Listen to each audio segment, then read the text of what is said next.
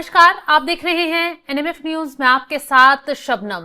हाल ही में खबर आई कि इजराइल की तरफ से ईरान को छोड़ अब सीरिया को निशाना बनाया गया है। सीरिया की राजधानी तक पर ताबड़तोड़ हमले किए गए, उसके रक्षा मंत्रालय को तबाह कर दिया गया। धुआं धुआं रक्षा मंत्रालय होता हुआ नजर आ रहा है। लेकिन एक बड़ी बात और बड़ा सवाल यहां ये उठ रहा है कि जब इजराइल जो है सीरिया से लेकर गाजा, ईरान सब पर हमला बोल रहा है तो मुस्लिम देश चुप क्यों हैं? और सबसे चौंकाने वाली तस्वीर तो तब सामने आई जब इजराइल की तरफ से ताबड़तोड़ मिसाइलें दागी जा रही थी, हमले किए जा रहे थे, तो गाजा पर भी वार किया गया, सीरिया को भी निशाना बनाया गया। ऐसे में कुछ मुस्लिम देशों के जो बड़े बड़े लीडर हैं वो उस दौरान ट्रंप के साथ लंच करते हुए नजर आए। ऐसे में सवाल यह है कि क्या अब मुस्लिम देशों की जो एकता थी वो टूट चुकी है? क्या मुस्लिम देश जो हैं वो एक दूसरे का साथ देने या मुसीबत में साथ खड़े होने से कदम पीछे खींच रहे हैं? क्योंकि ट्रंप के साथ जो तस्वीर सामने आई है वो तमाम सवाल खड़े कर रही है।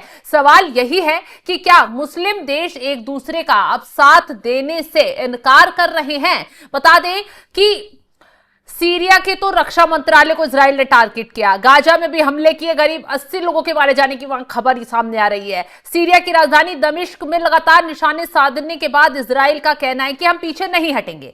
आमतौर पर गाजा को लेकर मुस्लिम देशों की एकजुटता नजर आती रही है, लेकिन जिस दौरान इजराइल सीरिया से लेकर गाजा तक पर हमले कर रहा था, उसी वक्त में वॉशिंगटन में मुस्लिम देशों के नेता डोनाल्ड ट्रंप के साथ लंच कर रहे थे।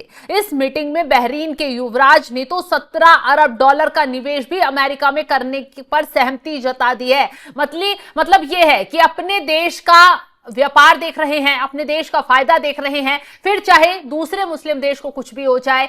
तो अब कोई किसी देश पर फर्क पड़ता हुआ दिखाई नहीं दे रहा है। खासकर वो मुस्लिम देश जो अक्सर हमास हो या गाजा हो या ईरान हो या फिर पाकिस्तान हो, किसी पर भी हमला होता है या दूसरे देश से लड़ाई होती है तो ये मुस्लिम देश पहले बोला करते थे, लेकिन अब की स्थिति बिल्कुल अलग हो गई है। डोनाल्ड ट्रंप की शरण में आते ही ये देश जो है पलटते हुए नजर आ रहे हैं और कोई भी अब गाजा और सीरिया पर हुए हमले पर साथ खड़ा हुआ नजर नहीं आ रहा है। अब अमेरिका के राष्ट्रपति डोनाल्ड ट्रंप ने व्हाइट हाउस में बहरीन के अलावा कतर के नेता से भी मुलाकात की। यह बैठक ऐसे समय पर हुई है जब इजराइल और सीरिया के बीच हिंसा ने पश्चिम एशिया में शांति स्थापित करने के ट्रंप के संकल्प पर फिर से सवाल खड़े कर दिए हैं। ओवल ऑफिस में बहरीन के युवराज सलमान बिन हमद अल खलीफा के साथ बैठक की और कतर के प्रधानमंत्री शेख मोहम्मद बिन अब्दुल रहमान अल सानी के साथ लंच किया। गाजा में जारी संघर्ष और क्षेत्र के अन्य ज्वलंत समस्याओं के बीच ट्रंप ने आर्थिक विकास के माध्यम से राजनयिक संबंधों को बढ़ावा देने पर अधिक ध्यान केंद्रित किया है। बहरीन के युवराज सलमान बिन हमद अल खलीफा ने मुलाकात के दौरान कहा, उन्हें जो भी चाहिए था हमने उनकी मदद की और हमें जो भी चाहिए था उन्होंने हमारी मदद की। बहरीन को लेकर कहा कि बहरीन उनका एक पुराना सहयोगी है, जब पश्चिम एशिया में अमेरिका का 5वें सबसे बड़ा नेवी बेस भी है। इस बेड़े का मुख्य मिशन पश्चिम एशिया में समुद्री सुरक्षा और स्थिरता सुनिश्चित करना है।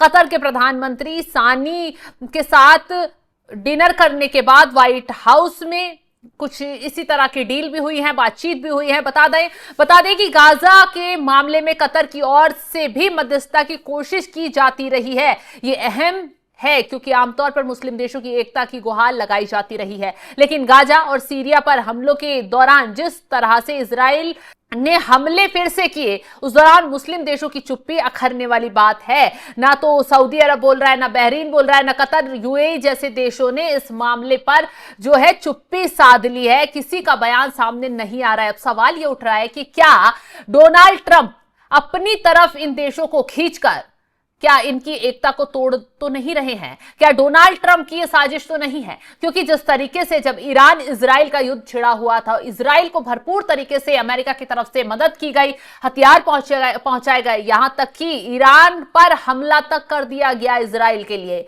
अब ऐसे में इजराइल जिस तरीके की हरकतें कर रहा है, सीरिया पर हमले कर रहा है, गाजा को निशाना बना रहा है, लोग मारे जा रहे हैं, ऐसे में ट्रंप भी चुप है और वो इस्लामिक देश भी चुप है जो गाजा के लिए हमेशा खड़े रहते थे, बवाल करते हुए नजर आते थे। अब ट्रंप की शरण में आते ही वो देश इस मुद्दे पर जरा भी ध्यान देते हुए नजर नहीं आ रहे हैं। अब चलिए ये भी बता देते हैं कि क्यों जो है ये हमला सीरिया पर इजराइल कर रहा है। आखिर अचानक ऐसा क्या हुआ कि इजराइल की तरफ से ताबड़तोड़ तरीके से सीरिया की राजधानी तक पर हमला कर दिया गया।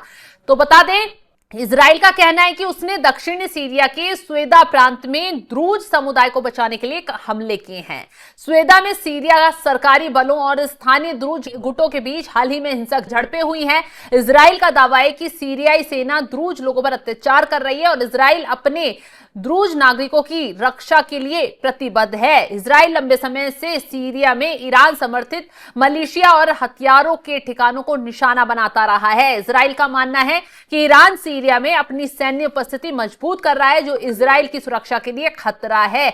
तो ऐसे में अब इजराइल द्रूज समुदाय जो है उसको बचाने का दावा कर रहा है, इसीलिए वो सीरिया पर हमले कर रहा है। हालांकि गाजा पर जो हमले हैं वो भी बढ़ रहे हैं। ऐसे में अब इस्लामिक देश जो चुप हो गए हैं उसका असर क्या देखने के लिए मिलता है, देखने वाली बात होगी। फिलहाल इस खबर को लेकर आप क्या राय रखते हैं, कमेंट बॉक्स में अपनी राय जरूर बताइएगा। और यह भी बताइएगा, क्या ट्रंप की वजह से इस्लामिक देशों की एकता टूट गई है, क्या ट्रंप की साजिश रही है? इस पर कमेंट बॉक्स में कमेंट जरूर करिएगा। फिलहाल तमाम खबरों की जानकारी के लिए आप हमारे साथ जुड़े रहें। नमस्कार।